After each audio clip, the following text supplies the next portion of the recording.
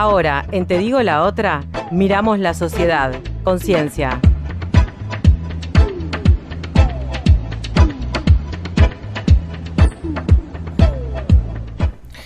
Y en este espacio de conciencia vamos a estar conversando en los próximos minutos sobre el proyecto Privacidad, Vigilancia y Seguridad Digital en Uruguay. Estamos charlando con el investigador responsable del mismo, Fabricio Scrolini, doctor en Ciencia Política, es director de la Iniciativa Latinoamericana por los Datos Abiertos y fundador de Data Uruguay, es referente en temas de transparencia de datos abiertos. Y este proyecto de Privacidad, Vigilancia y Seguridad Digital tiene un poco el objetivo de evaluar cuál es el estado de la vigilancia en las telecomunicaciones en Uruguay, de la privacidad y de la ciberseguridad, y bueno, y tratar de discutir sobre estos temas también en un marco de protección de los derechos humanos en la era digital. Así que recibimos con mucho gusto a Fabricio Scrolini. ¿Cómo estás, Fabricio?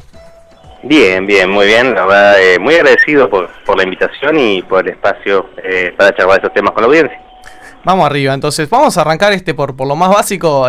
Considera que estás acá interactuando con un analfabeto total en estos temas, que te pregunta ¿qué entendemos por ciberseguridad? ¿A qué refiere este concepto?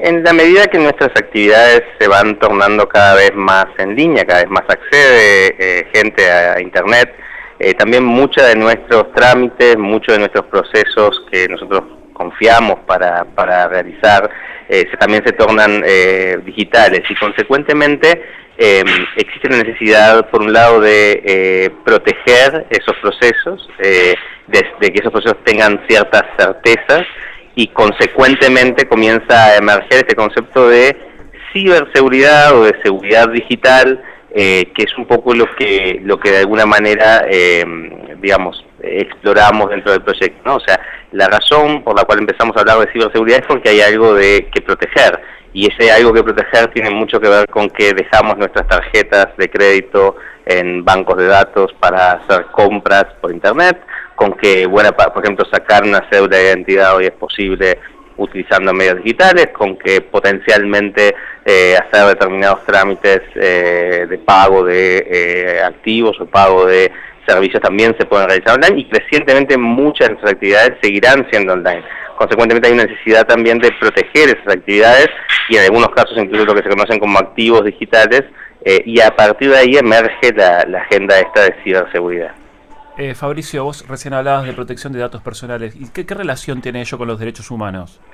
En realidad nosotros tenemos un core de un marco general de protección de datos personales en Uruguay que nuestra legislación dicta, muy alineada con lo que es la legislación de la Unión Europea, y que tienen que ver con datos que son sensibles, datos que tienen que ver, por ejemplo, con cuestiones como nuestra orientación sexual, como con cuestiones vinculadas a nuestros datos clínicos, y esos que no deberían en principio ser compartidos con nadie a menos que específicamente diéramos permisos, y otra serie de datos que son más o menos públicos, ¿no? Por ejemplo, nuestra dirección, por ejemplo, nuestra cédula de identidad, que no es considerado en el caso uruguayo dato personal, por ejemplo, donde trabajamos, que tampoco es considerado dato personal. Es decir, hay un área básicamente de datos que serían sensibles, que no serían pasibles de ser compartidos, y otros que son compartidos incluso por las propias personas. Y ahí, digamos, es donde uno de alguna manera reflexiona acerca de qué es lo público y lo privado en cada sociedad, ¿no? Y cuáles son los límites que se establecen, y qué grado de control tenemos nosotros sobre nuestros datos que se encuentran tanto a disposición del gobierno, sobre los estados, como a disposición de las empresas que hacen uso de ellos, ¿no? ¿Y cuál es esa situación hoy en Uruguay? ¿Cuánto controlamos los ciudadanos y las ciudadanas de Uruguay el acceso que tienen terceros a datos sensibles nuestros, terceros ya sea el Estado o el mercado, las empresas? En realidad ahí es interesante, o sea, a nivel legislativo Uruguay parece adoptar o ir adoptando, alineándose con lo que es el marco de protección de datos personales que también establece la Unión Europea, y consecuentemente a nivel normativo yo te diría que existe lo que se conoce como el derecho de habeas data, que tiene que ver con no solamente el conocer los datos que otros tienen sobre ti, sino la posibilidad también de eventualmente rectificarlos o eliminarlos si fuera necesario. El caso más común, digamos, de este tipo de cosas es el típico caso del Clean Informes, ¿no? Manejado por la empresa Equifax, que básicamente contiene un montón de datos acerca de los uruguayos y las uruguayas, y básicamente uno puede, a través de determinados mecanismos, acceder y saber qué datos existen sobre uno, pero también, por ejemplo, se encuentra la central de riesgos crediticios del Banco Central del Uruguay, donde con solamente ingresar tu cédula de identidad puedes entender qué grado de calificación te da, por ejemplo, el sistema financiero a buena parte de la audiencia que está escuchando.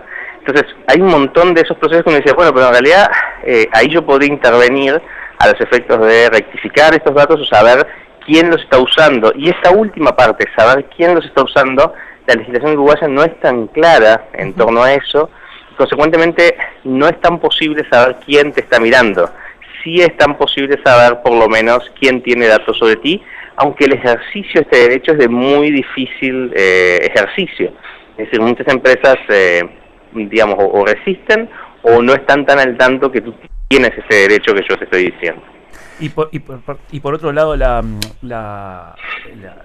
persecución de delitos informáticos que realiza la Oficina de Delitos Informáticos que depende del Ministerio de Interior, ¿no vulnera también nuestros datos? Ahí es distinto. El tema del delito informático es complicado porque por un lado hay delitos que siguen siendo delitos, pero se cometen a través de medios digitales, pero ya eran delitos. Por ejemplo, la estafa, ¿no? Claro. La estafa, si uno básicamente estafaba jugando a la mosqueta o jugando a la mosqueta digital, sigue siendo una estafa no tanto por el medio que se comete, sino porque el concepto mosqueto, ¿no? Digamos, la actividad ya estaba legislada penalmente, y lo que hay es un nuevo medio, consecuentemente favorecer la inflación penal, a veces hablando como de delitos digitales, en realidad no ayuda, aunque hay delitos que son estrictamente, digamos que se dan estrictamente en el ambiente digital, como podría ser el caso de acceso no autorizado a un sistema. Por ejemplo, el acceso no autorizado a los sistemas de la UDELAR para modificar, por ejemplo, una nota, ¿no? O sea, ese tipo de cosas sí son un nuevo tipo delictivo, que en Uruguay la regulación es todavía gris en torno a eso, ¿verdad? Entonces, ahí hay una iniciativa interesante de tratar de regular estas nuevas modalidades delictivas. El problema, por otro lado, es a veces copiar los modelos importados, generalmente de países del norte, que han sido peculiarmente duros a nivel punitivo y que hacen a veces yo te diría, una situación borderline con lo que es a veces el ejercicio de la libertad de expresión. Es decir, una cosa es que yo acceda a un sistema para vulnerar un dato determinado o modificar un dato determinado en mi beneficio, y eso está mal realmente, o por ejemplo que yo quiera sabotear una central eléctrica o algo por el estilo. Otra cosa muy distinta es que yo te advierta que es una falla en tu sistema de seguridad, y otra cosa muy distinta es que baje información del mismo que es pública, ¿no? Y eso a veces a nivel comparado, en las legislaciones del norte sobre todo, se toma como si todo fuera lo mismo, claro, y genera una situación punitiva que no es tal, ¿no? Que no debería ser así. ¿Y cómo estamos hoy en Uruguay? A ver, ¿dónde está puesto hoy este límite, ¿no? Si pensamos como en términos de un continuo en el cual el Estado, bueno, por un lado, el Estado se tecnifica, adquiere herramientas tecnológicas que lo hagan más eficaz en la persecución, ya sea de delitos netamente informáticos o de delitos comunes que se llevan a cabo a través de medios informáticos, la distinción que vos hacías, Fabri. Eso de un lado, y por otro, un estado más bien de vigilancia electrónica masiva sobre la ciudadanía. ¿Existe Uruguay? ¿Cómo está? ¿Hay un equilibrio entre esas dos realidades o estamos más de un lado que del otro?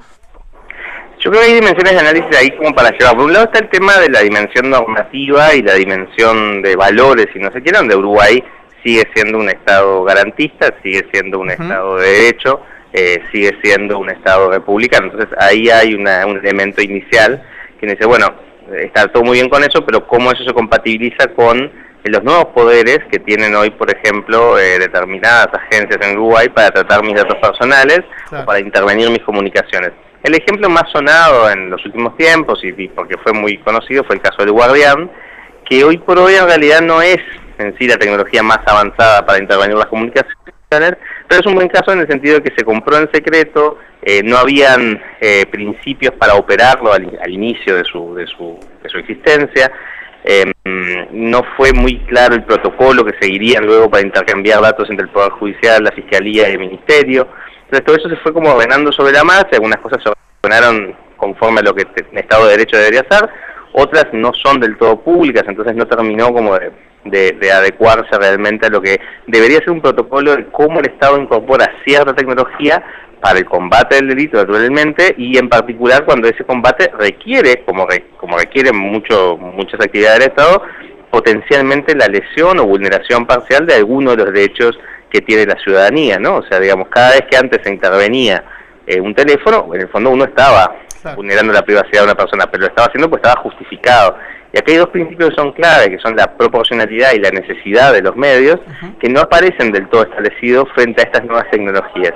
Otro ejemplo es, por ejemplo, lo que aconteció en México, que también fue complicado, que es la compra de tecnología específica para espiar a personas a través de malware digamos, código malicioso insertado en los teléfonos de las personas, y hay firmas que se dedican a vender ese tipo de tecnología. De vuelta, ¿esa tecnología es necesaria, sí o no? Y bueno, es decir, la cuestión acá es, sí podría ser necesario, pero de vuelta, se requiere una serie de regulaciones, procesos en torno a los cuales son públicos, es decir, la gente y la ciudadanía debe tener la posibilidad de entender cuáles son esos procesos, cómo se generan esas compras y estas tecnologías, no naturalmente los detalles específicos técnicos de las tecnologías, porque naturalmente hay un límite saludable, si se quiere, a esto. O sea, digamos, a veces en este debate la Fuerza de Seguridad y particularmente el Ministerio del Interior lo ve como si uno quisiera que ellos se desnudaran completamente en sus operativos y frente a la prensa o a la sociedad, cuando en realidad lo que se está pidiendo es qué criterios siguen, de qué forma se asegura el cumplimiento del Estado de Derecho en la era digital. Y esa discusión hay que darla de manera ordenada y con este norte, ¿verdad? O sea, no es meramente comprar lo que me vengan a vender, no es meramente acceder a la tecnología de punta en H, O y Z, sino más bien entender los riesgos y ventajas que esa tecnología tienen y sobre todo en situaciones o en tipos de delictivos que son complejos, ¿no? Naturalmente los casos de narcotráfico, ahí crimen organizado, ahí realmente esa tecnología podría ser un diferencial, y bueno, naturalmente hay que usarla, ¿no? Pero la cuestión es cómo eso se hace dentro de los marcos de Estado de Derecho. Las tecnologías de vigilancia que estás mencionando en este momento, ¿las que usa Uruguay están reñidas con los estándares internacionales sobre transparencia o están en línea con lo que se requiere en otras partes del mundo?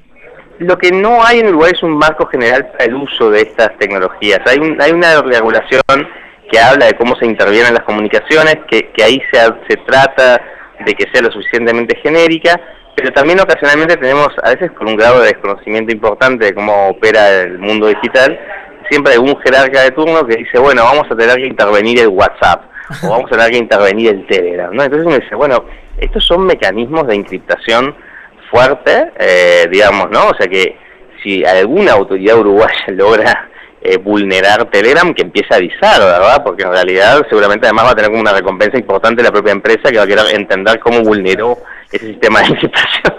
Pero es el grado de inocencia a veces que uno lidia y ve, y desconocimiento a veces en el sector público, y es preocupante. Primero, digamos, la encriptación de las comunicaciones en principio debería ser tu derecho. Es decir, si tú quieres comunicarte privadamente con alguien, que hoy en realidad tenemos a veces la ilusión de que lo hacemos, es decir, cuando uno manda un mensaje por Facebook, no es realmente privado, o sea, lo está leyendo vos, el algoritmo de Facebook y la persona que lo recibe, más todos los anunciantes de Facebook que tienen acceso mediado a eso. Es decir, no todas las comunicaciones son efectivamente privadas, pero bueno, de alguna manera, es decir, vos tenés derecho a asegurarte de que eso pase, ¿verdad?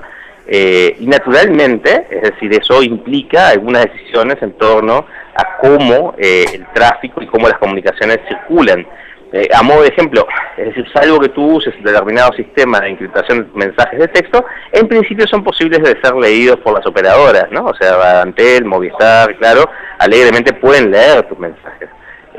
No digo que lo hagan, digo que simplemente esa cuestión está ahí, digamos, ¿no? Me consta por lo menos de que se puede hacer y que no hay controles si alguien lo hace. Es decir, no salta en el sistema si eso ocurre, por ejemplo. Bueno, entonces, ¿cómo dejamos huellas acerca de este manejo de nuestros datos? Hay un caso que yo siempre refiero porque es como el paraíso, es el paraíso de todo lo digital, que es algo que siempre los colegas de varias entidades aquí en Uruguay refieren, es el caso de Estonia, ¿no?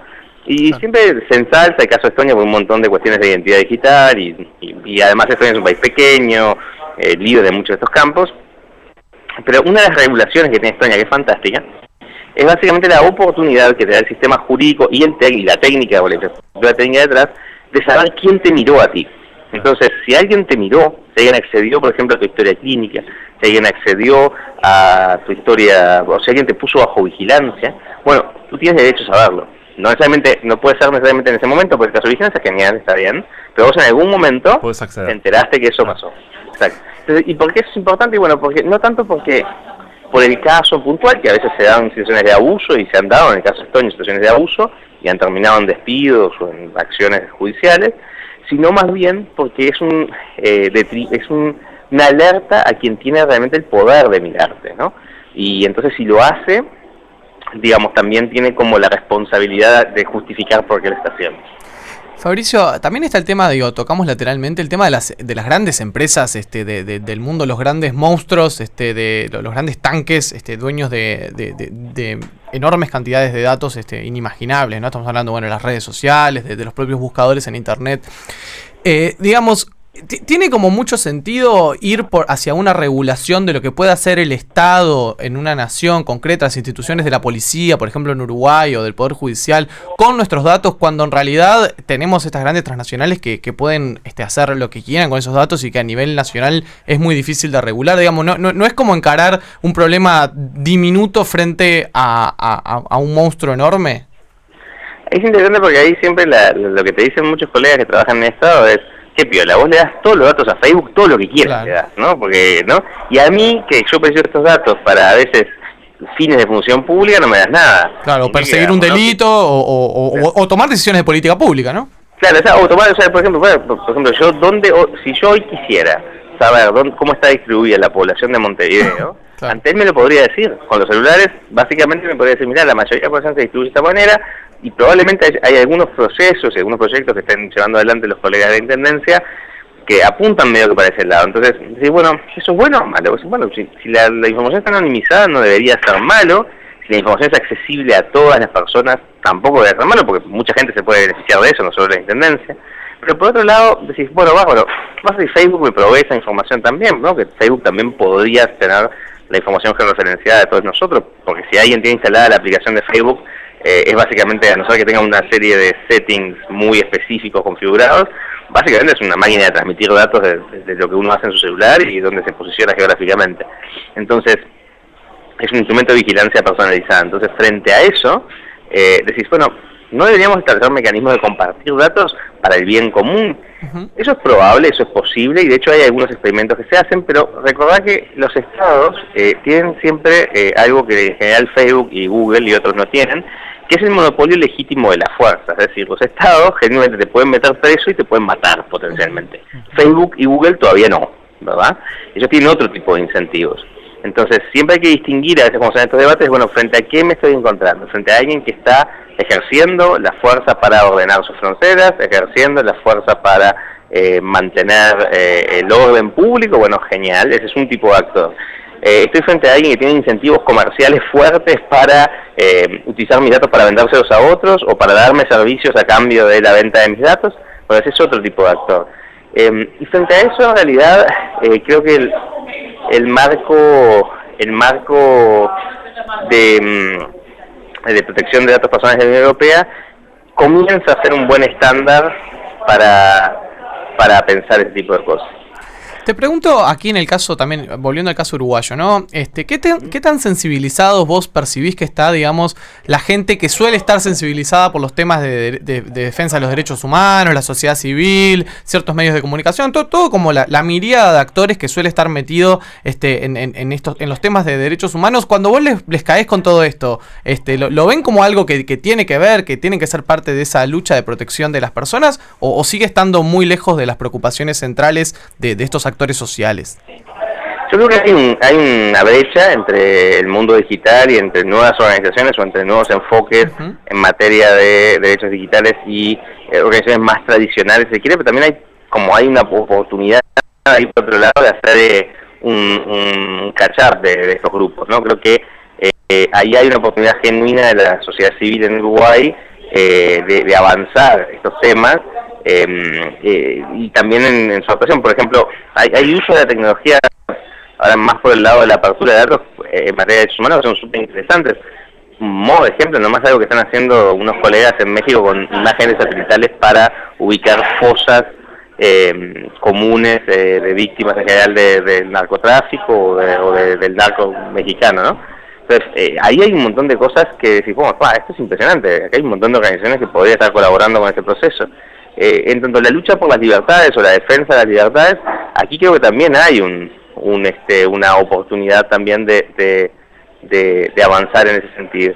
Entonces ahí creo que hay un gap, y también creo que en general nosotros estamos llevando adelante una encuesta que es encuesta.datisoc.org, pasó el aviso, donde estamos tratando de medir justamente qué tanto las personas de alguna manera perciben o entienden, o cómo entienden básicamente su privacidad en la era digital. Porque pensamos que también hay un gap o una brecha bastante importante entre lo que la gente piensa que es privado en línea y lo que realmente es privado en línea.